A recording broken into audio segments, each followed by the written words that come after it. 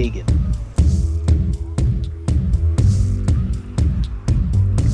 I am Negan.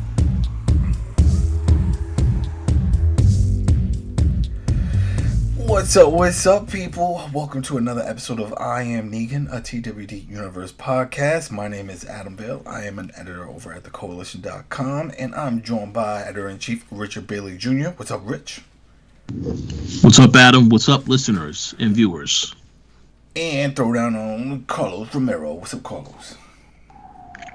On location and sirens going. Yeah, keep it real. All around. So I might be, someone might be picking me up pretty soon. So and hopefully we can get to this episode before all of that shenanigans happens. What up, people? Yep. If we're a little late, and it's just mainly just got a lot of stuff going on, work and stuff on the site, and then people moving around on vacation. As Carlos said, he's out on location, so a lot of other things happening. But we're back. We're here for this episode, and this is for The Walking Dead Season 11, Episode 13, Warlords. So if you're new to this, welcome. If not, then you already know. This is a spoiler discussion for this episode and for all the episodes that we cover. If you have not seen the episode, you can go to AMC Plus right now and you can watch it, or you can just come back and listen to this our discussion after you watch it on Sunday. It's up to you, whatever you want to do. But thanks again. We're on Spotify, iTunes, YouTube, and yeah, we've seen a lot of numbers. People are watching, people are jumping in, and that's great. That's great. Not just because of Walking Dead, it's the final season, but just great because it's entertainment. I hate when people are like, oh, well, it sort of fell off. It's not. It's still in the millions, people. It's still in the millions. This isn't like, oh, wow, it fell off and there's only like 25,000 people watching it. There is a reason. Next time you tell your buddies and they're like, oh, it's falling off. Why are you still watching? There is a reason we're getting all these spinoffs. And another one, The Isle of the Dead, which sounds ridiculous, but it's legit, and it is happening with Negan and Maggie in New York. It makes no sense. Don't know how it's going to happen. Where's little Herschel? Are they doing a time jump? We don't know, but we do know that is a legit show that is happening as a spinoff. So before we move on to this episode, I want to get your guys' thoughts on it. When you heard the news, we were sharing it in chat. What did you think, Carlos? Well, I was upset mostly because it's like, okay, so I guess we know that Negan and Maggie make it through the season. So looks like we made it. It's just one of those things where I don't like that they announce these spinoffs so early, or the leaks happen so early. It doesn't it alleviates some of the stakes that we feel sometimes with that tension. Do we feel like, is Maggie gonna kill Negan? Is Negan gonna kill Maggie, or what's gonna happen? And it's with a spin-off, it's like, oh, they're gonna be okay. And then what I was thinking when everyone was like, oh well, Negan he left the episode or whatever, and it's like, oh, are they going to do anything with him with a spin-off? Maybe he'll be part of the Daryl and Carol. I was like, no, he's going to get his own thing.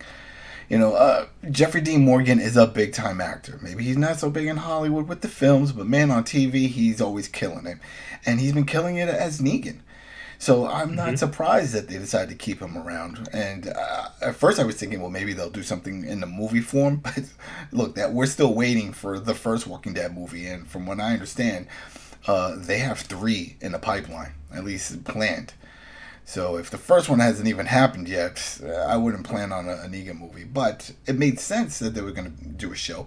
So in my mind, and I brought it up during one of our episodes, is that I was thinking that they were going to do something within the time jump that we saw, that we're right now experiencing. And we'll get into the episode, which is still part of that time jump, that 6-month time jump. And as we know, he had left the group. So I'm like, oh, maybe they'll do a spinoff just off of that. A lot could happen in 6 months. But no, once they announced this, it's like, no, that doesn't play out right, because Maggie wasn't part of that. She's doing her own thing during that time. So this is not going to be like, oh, this is what happened before. No, this is actually going to be something that takes place after the completion of this season.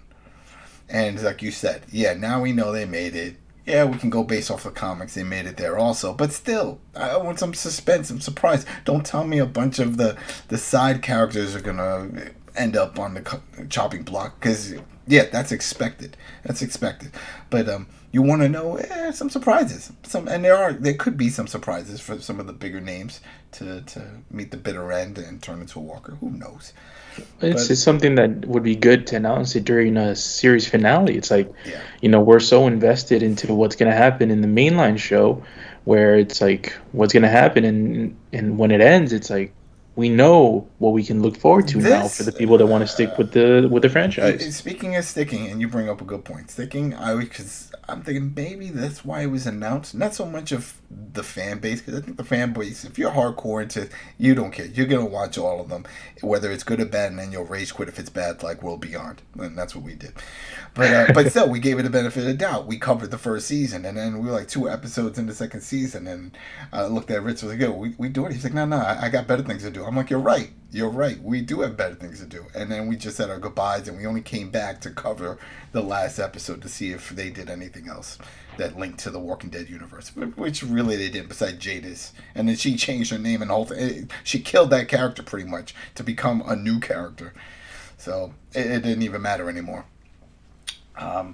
But I was thinking maybe they made that announcement for advertisers, just to say, hey, look, we got something going, create the buzz, and try to tie in some multi-year advertising deals for the new show. That's the only thing I could think of, because there really is no other reason to announce it so early, especially with these characters playing major parts in the finale for their mothership, Walking Dead. But it is what it is. Rich, before we move on to this episode, any of your thoughts for Isle of the Dead? I agree 100% with what you both said. I'm very disappointed that they've announced this. Not surprised, though, because they've also announced that Kim is coming back to Fear the Walking Dead. So I kind of feel like I don't know why they have to make these announcements. Wait. So, who's coming back? Kim. Kim? Oh, yes. The mom. Madison. Yes. Okay, I'm used to everyone calling her Madison. I'm thinking of the actress. My apologies. My apologies. Trixie from Deadwood. Yeah. Yes. So the problem is that you should just let the audience watch the show and see the surprise of how certain things play out. Yeah. With this here, I was disappointed because, as you both said, I wanted to know what was going to happen with Negan this entire season, as well as Maggie. Because you pretty much have set the storyline that they could kill each other at any moment. And as the season continued, they worked together because they had to work together. But you always was going to wonder, in the end, would one turn on the other? And now that, because now, like you said, maybe for the advertisers to anticipate, but now I personally am going to want to see how they come to this explanation that they decide all of a sudden, oh, we're better off working together as a team, even after we get out of the situation that we're in right now. So I want to see how they're going to explain that in story form for the rest of the season, because to me it doesn't make any sense. Yeah, and I know when people think, oh, well, this is what they were saying in the announcement about the chemistry and their beloved characters. Okay, but I don't know about them being together. Mm-hmm. In this situation, it just isn't like with the Carol and Daryl makes sense. We've seen a lot of missions, a lot of episodes with them doing their own thing. People love them. For the earlier season, remember, it's like, will they, won't they, that type of thing. I don't think anyone's getting that vibe, or these characters are even giving that vibe for Negan and Maggie. I don't care if they're together. I don't want to see them together in this type of thing. I'll see them part of the show. It's fine. But I don't see the need. It's not like one of those like, oh man, I want to see them do their own thing and go on missions and adventures and all. I don't get it. Doesn't pull me in. Well, there's only one explanation, ladies and gentlemen. It's that Negan and Maggie are going to become boyfriend and girlfriend. Oh, no. Oh. Yes, and her son, the same son that Negan killed his father, is going to end up becoming the stepson. Oh, man, my husband's killer is my lover. Yeah, I don't know about that, man. I don't know about it. It's when people rage quit when Glenn died, I think people would rage quit if they saw that too. Oh, yeah. I think people are like, you know what? Yeah, I'm out. This is something I don't need to see, and I don't. There we go. All right, that was it. That was our little quick thoughts for the announcement. So let's just jump into this. Is like I mentioned, season 11, episode 13, Warlords, and this was very streamlined. Everything just took place following Killer Priest, Father Gabriel, and Aaron, and we got a little bit of the sidetrack, not too much, with Maggie and Lydia.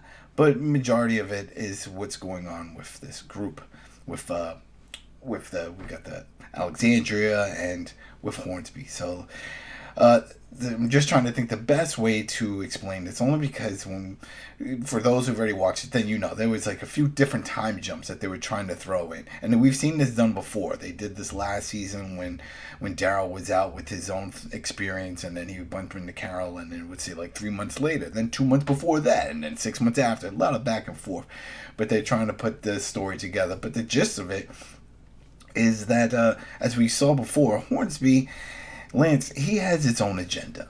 He has his own plans of how he wants to handle things and what he wants to do business-wise outside of the Commonwealth.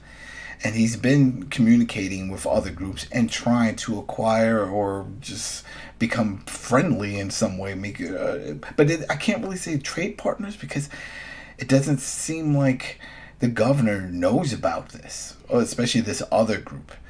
Because what happens is Hornsby, he reaches out to Father Gabriel and Aaron, and he says, listen, Aaron, you're a good negotiator. I know what you were doing in your past life, that type of thing. And then Father Gabriel, well, you're a priest, right? I mean, you go in there with the collar, people have to trust you. Isn't that how it works? Unless you're a little boy. Oh, but this is how... it's okay to say I was an altar boy, and nothing bad happened to me, not that I remember. So, yeah, it was cool. Yeah, out on 14th Street. Carlos, you can go visit my old stomping ground, take a picture in front of it. I'll make sure to do that right now. All right, cool. So so he sets them up. He says, listen, hey guys, I got this other group that I know about. They're religious. That's why you're here, Gabriel. And they're pretty peaceful people, but they just need some convincing to jump into the fold. And he was like, really? That's all it is? It's like, oh, yeah, that's all it is. You're going to have some people with you. Just for in case. And then we have and Aaron brings it up, and he calls him his boss. That part really brought up a flag in my head, because I'm like, I don't remember you working for anyone here. Weren't you still at Alexandria fixing things and stuff? And now you're telling Father Gabriel, oh, this guy's kind of cool. He's a little eccentric or whatever, but he's cool. He's my boss. And that threw me off. I don't know, maybe I'm dwelling too much. Maybe they shouldn't have wrote that in. But he calls Carlson his boss, and we find out that Carlson was a former CIA guy who is in charge of going out on these missions to bring in new people. So he's a scout. He goes out with some of the military. They monitor or they watch certain groups for a while, and then they say, hey, should we approach? Should we pull them in? And he does that. He comes off like a very nice guy when we first get introduced, right? Did you guys think he was going to be the prick that we saw toward the end? Like when he was first introduced, having that one-on-one with Hornsby? No, he was introduced as sort of kind of like a dimwit kind of person. I'm like, I guess they were going to do he doesn't know better, and he's going to act all, foolish and not going to know much of the world and stuff. And he's like, and then the other guys are going to set him straight. But I actually like that twist where he's actually, I mean, he's a former CIA operative who, took down a whole freaking room full of people with guns aiming at them. It was really good. I really liked that twist on this part. This character needed a lot more time to develop and play out. He shouldn't have been introduced like this, because they just crammed him in, because we see him change his personality 3 times. First, when he walks in and starts talking to Lance, and Lance like, hey, listen, I need you to go and go on this other mission, whole thing. He's like, hey, no, I don't do that anymore. He's like, I like going out there and helping people and doing this. And then Hornsby sort of threatens him in a way. It's like, I could take that all away. And then that's when this switch turns on in his head, and you see him walk over, and he's like, do you want to live? Like, he was just going to straight up kill this dude right there in his own office. But then, again, like what you just said, how he seemed kind of goofy. When we do see him again, when he's with everyone, like a few miles out from the location that they're supposed to go to. He's like, hey, yeah, well, this is fun. I'm excited. You excited? Yeah. He's acting real, like, flaky. It's like, well, that's obviously, it's a front. It's his character. So, which is the real one? There's a lot. Obviously, I think that's fake, but it just was too much. I feel like he's a very deep character, and I would like to know more about this CIA guy who decided to push this all aside, just become Mr. Ambassador and for the Commonwealth. But I don't know.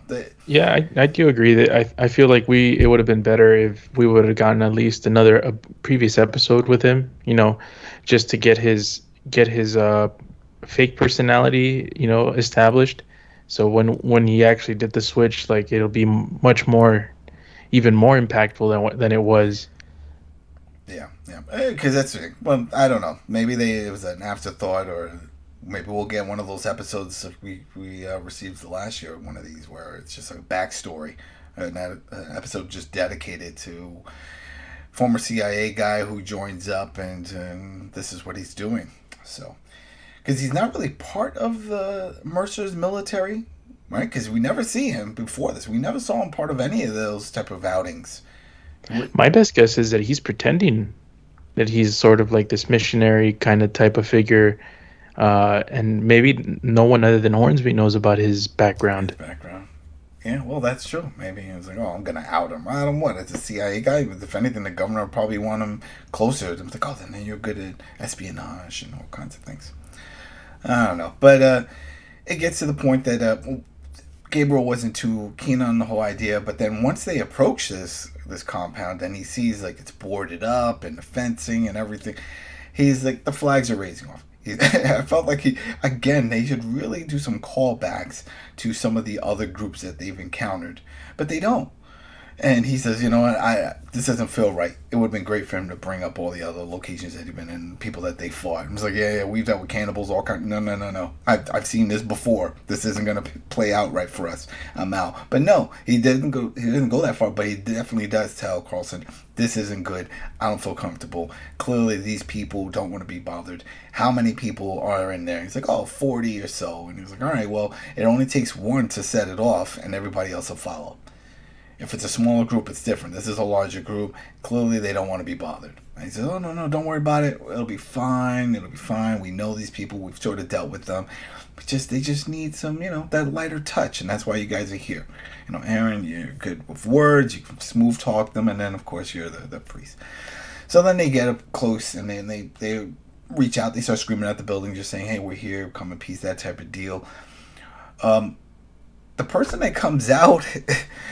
I thought was going to play a bigger part in this episode, right? She looked like she was like a big soldier type, like she was going to be like the enforcer for them, their version of Daryl, but I don't recall seeing her pop up again.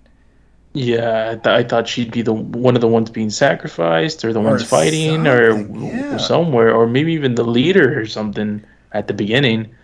Yeah, but I don't remember seeing her again. No, right? She came out, she was like, all right, let me get your weapons. And I was like, all right, here's the weapons. And then I was like, all right, now you can go and we're going to see the Warlord. And then they go up to see the Warlord. So I was surprised by that. I don't know. So then they go in there and they see the Warlord. And he gives his spiel. Why us? What do you want? The whole big thing. And then Aaron was like, hey, no, everything is fine. We come from a great community. He whips out a cell phone. And he's like, look at the pictures. We're all happy. Everybody, when we show these pictures, they want to be there happy. And the way I see it, if you know someone, did they just start calling him Warlord? Or is how the people of his community address him? Is he just called Warlord? It's not like, hey, that was Bob. They killed Bob. I couldn't find that point in where whoever decided to call him Warlord, because I just remember them saying, your Warlord is dead. Well, you can't just say like your group leader. Why Warlord? Warlord sounds very like he's a bad guy. He was evil. We get it. We'll get to the part where with the heads and stuff, but I don't know. Right off the bat, it didn't seem right, but I had a feeling there was no way. It just makes no sense. If I have my own community and I see these people approaching, and then they promise all this great stuff, and then the big flag, and I agree with Warlord that if I say, all right, well, you know where I live, where do you live? Oh, well, we can't tell you. And that's when Carlson jumped in with that line. That's it. Then the party's off. Deal is off. Mm-hmm. So I understood that. I was cool with it. But when he points to the back wall, and he's got all these heads up there, and he says all of them came over here promising stuff, but they were cannibal and they were rapists and robbers, and all they wanted to do was divide us. And he went off and he took out his gun. And he's like, I just kill you now. He went nuts. I was like, oh, this is it. And you could see like Gabriel's head like shaking down, like, oh, I knew it. I knew something was gonna happen. So before I go forward, what were you expecting that from this scene right here with this warlord guy? Yeah, there obviously needed to be some tension in this episode, and I just expected the guy to not fall for the act, because even though the dude played really coy, what was the name? Aaron? I forgot his name. The new guy. Oh, Carlson. Yep. Carlson. Hello? Carlson. Yeah. So Carlson, he acted a little bit coy. Obviously, we didn't know to what extent he was, but going to that group, it felt like they weren't gonna fall for it. And obviously, the dead giveaway and the whole stuff was Gabriel and Aaron. They were, giving pushbacks like, yeah, I don't like the look of this. Yeah, I don't want to go in. We should go back and, try this again with something else. And yeah, that was a dead giveaway. I was like, okay, so there's gonna be something about this camp that's not gonna be good. And yeah, the dude, I like the way he approached the situation. Obviously, he didn't finish it off the way he should have, but yeah, I like the actor. I wish we could have seen more of him. Mm-hmm. But like, that's the thing with Hornsby, and we still don't know if it's fact. The whole reason why he sent Carlson on this mission is because he's saying that there was like a convoy of weapons or something that was supposed to go through, and that they were robbed by them. And he said, "Oh yeah, we need to," and they killed him. And it was allegedly. Allegedly, and he killed everybody. And it was only like a few people that survived or whatever. But that they were all young people, so they're not good people. And then when he heard all that, I was like, whatever, like you said, allegedly, whatever. But then when you see the warlord point to the wall, I'm like, oh, there could be some truth. I mean, does Carlson? We don't know. He didn't mention it, but did he recognize any of those heads up there? Like maybe he could say, oh man, I knew that. That's just Jimmy from down the block. He lived on the second floor. Holy shit! Oh, Hornsby, you were right. No, but yeah. So, Rich, what did you think of this whole thing with the warlord? Well, first and foremost, I thought this was a far better episode than the last two episodes, because it's getting to the tension between the Commonwealth and the Hilltop and everybody else. And again, that's what this episode was there to push forward. As far as the Warlords are concerned, I do agree we should have gotten more episodes building up Carlson. But I mean, looking at what's going to happen next week, it looks like that's going to continue, because the way that episode ends abruptly, this is going to be an ongoing thing with the whole negotiation thing and getting them involved. So I think you're going to definitely see more about the character. They can definitely explore his backstory. But to go to the point that Carlos made earlier, I personally would have loved to see more with the Warlord himself. For those who don't know, that's the actor, I believe his name is Michael Biehn. He played Kyle Reese in Terminator. And if you notice, there is a correlation between the last time we saw a episode. Wait, he's the dude also in Peacemaker? No, that's the other guy. That's the other guy. Oh, okay. That's the other guy. But the last time they did a whole Terminator connection on this show was in the episode that he was in, featuring Gabriel and Aaron. When they was inside that area. It's the same guy. He's playing two. Also, he played that role in this role. No, that's a different actor. Oh, I see. You're throwing me off. That's the dude from Peacemaker. That's the guy from Peacemaker. This is the guy from the first Terminator, John Connor's father.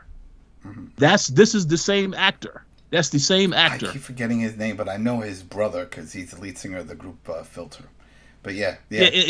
No, that's Robert Patrick. Robert. There you go, Robert Patrick. But this guy, his name is Michael Biehn. He played John Connor's father in the original Terminator movie. Of course, he did not make it out of the movie That's why I guess some people forget the actor. But as soon as I saw that guy, I was like, oh, the guy who they used as stock image for the Metal Gear, the original. yes, Right? yep, On the front of the box. Oh, wow. that's him. So that's the same actor. So I like how they do those Nice. the throwbacks to those actors, giving them opportunities Oh, to of be on the course, show. of course, of course. And there you go. There's some trivia. That's some fun one. Mm-hmm. Yep. And we just jumped into it. But yeah, everybody, if you watch this episode, then you know. Yeah, Carlson just pulls a super spy moment, disarms him, takes a gun, blows him up, blows his head off, shoots him, shoots the other guys. He just kills everybody in the room. And then he was like, all right, come on. We're going to get out of here. We got to go find our weapons. Clearly now, Gabriel and Aaron know that this was all a front. This little quirky attitude toward things. I don't really know what's going on. I'm just here with the soldiers. No. He is a soldier. He is a super agent because he was very smooth and methodical of how he took everybody down. It was like one shots, right? It was like pew, pew, pew, pew. All right, let's go. And sort of makes sense. Well, he did have a badass moment. He's like, I'll be right back. I'm gonna make sure it's safe. Oh yeah. Like when he left the door and yeah. And he was like, watch them, make sure they're all right. And then that's when I thought that first person that collected their weapons was going to come out. But no, that didn't happen. So we see that there's a few more people that they're shooting, and they actually throw two off a cliff, which is interesting. I was like, all right, what's up with this cliff? It's like, all right, tell us where our weapons are. We don't know where your weapons are. All right, poof. And then they show a tracking shot. You see the person falling all the way down. It's like, okay. All right, where's this going? And it goes nowhere. Both of them get thrown off. And then that was it. So I guess somebody just wanted to see that scene. But my guess is all of this is a ruse. I don't think there were any weapons. Right, that's what I was wondering too. But then why? Because that was one of the things that Aaron. Well, no, I get that, but when Aaron even said it, when he was trying to defuse the situation, which gave Carlson the time to grab the weapon, was when he was saying, "What do you have to offer?" Because from what they were saying, they were dropping off food. That's oh man, I'm blanking on the name. Hilltop? No. The Commonwealth. Commonwealth. The Commonwealth for dropping off food and supplies for them. He's like, we're feeding your people. So if what do you have to offer? And he was like, meat. He was like, you think we're cannibals? Well, what's the point of that? If we're giving you food, clearly we have resources. We don't need to eat you. Even though maybe it might be good meat with some seasoning, adobo or something. But besides that, no, that's not what we're here for. We're here to, just bring people in the fold. Why? Strength in numbers. Come on, man. Relax. Well, I personally think that was meant to throw you off, that they stole the weapons, because the big thing about this episode is the name of this show, I Am Negan, the return of Negan, in this whole group that he is also a part of now. I believe that there is a group within this group that is trying to revolt against. Well, don't get me started on that, because that got me a little heated. I'll tell you, when we get up to that, I'll get there. All right, so we might as well get there now, because because they were doing some jumps back and forth, right? So just trying to get it all together. But then there's another part during one of these jumps where we see Maggie, and she's with Lydia, and I think there was somebody else that was there. Maybe it was Elijah, and then they see someone coming toward the hilltop, and it was like, oh, who's this? I don't know who it is. And it was like, hey, stop, and the person slumped over, and I was like, oh, it's the kid, because there was one person that was part of their group, the Commonwealth group, that went out to do this meeting with the Warlord, and he left. They said, all right, go out there, go get help, do whatever, and he went off. But when he slumps over, he's injured, he's hurt, he falls off, and he has a map, like directions of where he was. And so he needs help. He said, help, we need help, the whole big thing. So Maggie was like, oh, all right, well, we're going to go and help. We're going to go figure out what's going on. But then we see there was a quick jump also, and they show that while he was on his travels, he bumps into Negan, who's with another woman, hooded woman. And he's like, all right, who are you? Where are you going? And he was like, oh, yeah, we're being attacked and this and this. Oh, it's back over there. Oh, okay. All right, where are you going? I don't know. We got right here. Yeah, you know Maggie? Here, give her this. Give her this. And that really bothered me. Because it's like, you left the group to do your own thing. but now we see you're with someone else. And then as we go further in it, we see that he, like you just mentioned, he does have a group, or he's part of a group. And if he's part of that group, because he knows, it's like, I guess they weren't that far off, because it's still daylight, and he shows up there to help out. Why was he working with Warlord? Hold on, hold on. You're talking about Negan? Negan. Well, it's easy. It's very easy, Adam, because this is what they are going to use to create this spin-off show with Maggie and Negan. He's got to bring everybody there, but that's it. Then it's got to be Maggie, Negan, and friends, because he's got the rest of the crew. I don't. Well, the thing is that he when he saw Gabriel, he tried to tip off and for her to tell them to deliver the message to Maggie that, hey, Gabriel and Aaron are in trouble. Yeah. So he was trying to help her to know you need to get here immediately, and that's what I think his whole role was. But obviously, I could understand why there'd be some anger about that, because I thought he would be off doing his own thing. It was definitely weird. The whole thing was weird with that. And then while the people are getting tossed off the cliffside, right, as Carl's trying to get answers, and we had the guards that were watching Aaron, or, not watching, or protecting Aaron and Father Gabriel, then he gets taken out by Negan. Negan's like, all right, come on, we're going to get you out of here. It's like, all right, you're getting him out of there, but are you part of this group? If not, you knew about this group. You already have your other group. Again, we got to remember, because that's one part that they didn't. They did all the little time jump. It was like 2 hours before, whatever, to that effect. This is still 6 months. We're still going off of the first episode of season 11 when they showed that 6 month symbol. This is 6 months after that. So I'm assuming during this time, he found another group, created another group, or doing whatever. But hey, he wanted to help. It just, I don't know. Well, brings a lot of questions. I have a question for you and Carlos. Do y'all not think that Negan's group is the one that stole the weapons in the first place that the Commonwealth is looking for? Because I thought, that could be a reason why. Because I mean, this is a problem that they created. The fact that the Commonwealth is showing up there trying to get rid of the Warlord, and yet Negan and his group are the ones that took the weapons. I got a question for you. It could be any one of those heads that are on that wall. Remember, he said they were all thieves, rapists, murderers, the whole thing, and they all came offering this. It could have been any one of those, and maybe then they came with their guns and tried to take over that area, and Warlord put them down. Yeah. It could have been that. And here's the other thing. You're throwing these people off. Where are guns? Well, if they had the guns, don't you think they would have used them on you by now? Oh, yeah, that's true. Yep, very good point. Come on now. If you have the guns and you hear the Warlord is dead, and it's like, all right, we got all the guns. Yeah, they're in the basement. Go get them. What are you waiting? Get them. No, it doesn't add up. Were they weird? Yeah. Something going on with their leader? Yeah, clearly with the heads, but I don't think they're the ones that took the guns.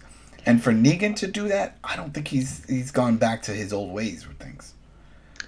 I agree with Adam. Although, Rich, I can see why you see that, but I feel, I guess this is just more my bias here, where I think this is something with Hornsby is trying to manipulate.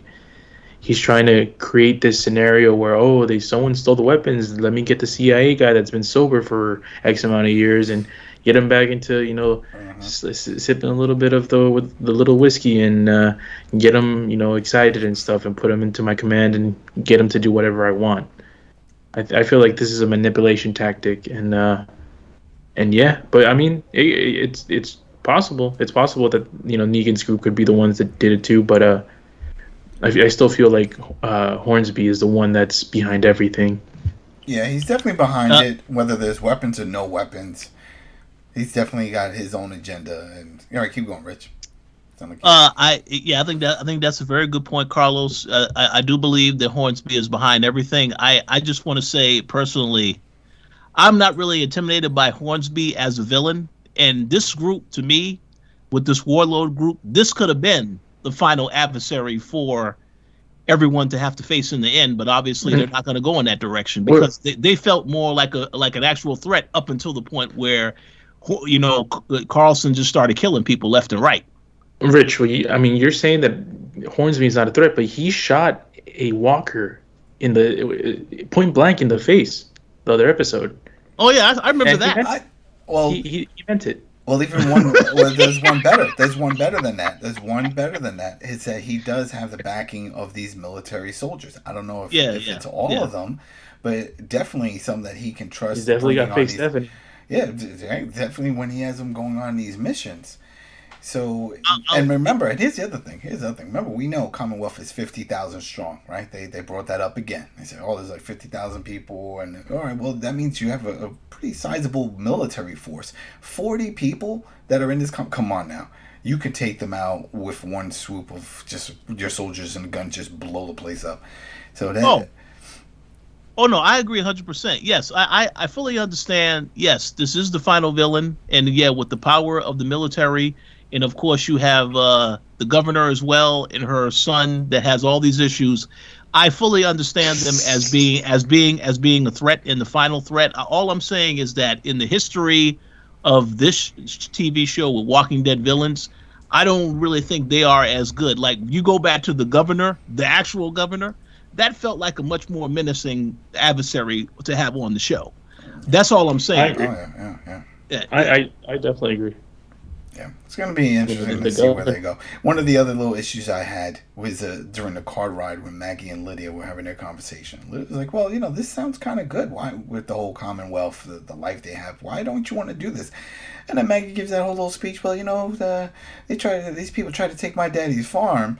And yeah, things we're having a hard time, but we chose not to sell. And then, of course, the crops weather got better, and then that was it. We were fine. So just like that, we'll be fine on our own. There's two different things there. These walkers are still going to be around. This contaminated air, land, it's still going to be an issue. That logic doesn't apply here. It just doesn't fly with me. It's like, no. So things are going to get better? No, they're not. Not like this. You have to have a better structure. And if you have everybody leaving to go to the Commonwealth, well, who's going to fill their spots? You're eventually going to have to let people in, and that means bringing in more strangers, and that's a threat. So it didn't make much sense. I didn't like her logic of why she's choosing not to work with the Commonwealth. She could have just ended it as like, I don't trust them. Give it time. That's it. I want more time. Give it some time, and then maybe my trust will lean closer toward there. On their end, but right now I don't trust them. But that whole story about they're trying to take my daddy's farm and we stood our ground and then things got better, the weather got better. This is never gonna get better. This is it. The world's gone to poop. Sorry. No. It's just gonna be a lot more of what we've already seen. You're gonna have some good groups come around and gonna have some that just want to take what you got.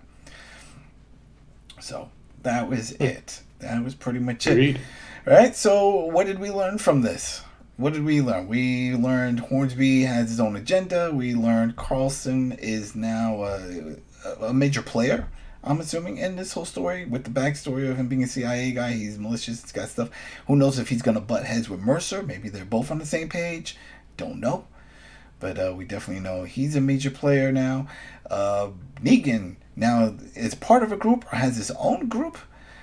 And I swear that the female actress, I should have looked her up, but she looks like the actress that was in Station 11. Anybody who is listening, go ahead and put a comment over on YouTube or hit us up at the Koalition over at YouTube if that is the actress that I'm thinking of, if you watch Station 11. Yeah, but I don't know. I don't know where they're going to go with it. I'm not too thrilled about that whole thing with Negan unless he had his own group and he was also looking to go in it and free some other people, so it just helped out. But the fact that he knew the ins and outs. He was like, all right, we're going to go through this way. We know way in. And they were able to do it. And he was so close to the location, which tells me he was part of that group in some way. Unless, oh wait. No, that'd be too far off. But I'm thinking, what if Warlord was a front? He was just a front. It's really Negan who's in charge of that group. And they put... I think it's too early. You know what I mean? It's been months. Because it didn't the first person, the one we're talking about, the bald woman that came in front, didn't she say something about no one gets to see the Warlord or something like that? She mentioned something about it. I don't know. And maybe that was it. Like, he's just the person that screens them, and he plays like he's the boss, but he's not. Maybe he's like the enforcer, but the real boss. Because remember, when the Saviors, when Negan still had that group, he had that one actor that was the one from Grand Theft Auto 5, the Trevor. And that was his second, remember? That was his go-to guy. And he handled a lot of those negotiations back and forth when it came to getting resources and groups. So maybe he did the same thing here. He just put this guy in place. If that's the case, then Negan is definitely the man, and that's why we are Negan, because in 6 months he built a compound, he got 40 people to sign up, and they seem to be okay. They were all boarded up in their location, and if the Commonwealth military didn't get involved, they looked like they would be okay. Right? It didn't look like a rundown shack of people just like scavenging for supplies. It looked like it was established. So, I don't know. We'll see. But there you go, people. If you got any ideas and thoughts, we know some of you have. You've been hitting us up on Twitter, right, Rich? There was another guy. I think you had a question or somebody pointed out something. Oh, the sister. Mercer's sister. Right? You're right. You are right. We just blanked over it. I guess I didn't really pay any mind. I'm like, all right, whatever. It's just, that's right. So that's a shout out to Robert Silver. He comments on a lot of our shows, so we appreciate the continued support. There you go, Robert. So shout out to you for catching that. And see if you caught anything else here and your thoughts and anybody else's thoughts. Where do we see this going with this whole Negan and his group and Hornsby's motives? Because clearly he has his own motives. He's out for himself. Now, Aaron definitely knows something shady is going on with either Carlson or Hornsby, because I'm still not sure. I think he's still drinking the Commonwealth Kool-Aid, but maybe he's starting to see a little more. Because right now he could think that this is just Carlson, just G.I. Joeing it and doing it on his own to make himself look good.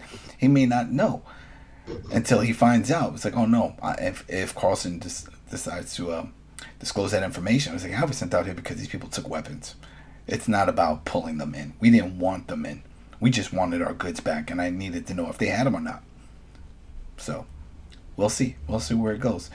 So, thanks again, people, for checking us out. Again, we're over at thekoalition.com. That's with a K. So, you can go check out reviews, game reviews, all kinds of stuff. We've been up for over 10 years. Plenty of content there. We did a little relaunch with the Instagram. So, if you're into Instagram, you can go check that out there. And thanks again for just subbing, following, just being part of the whole conversation and enjoying The Walking Dead. So we will be back for episode 14. And that's it. All right, peoples, we are out.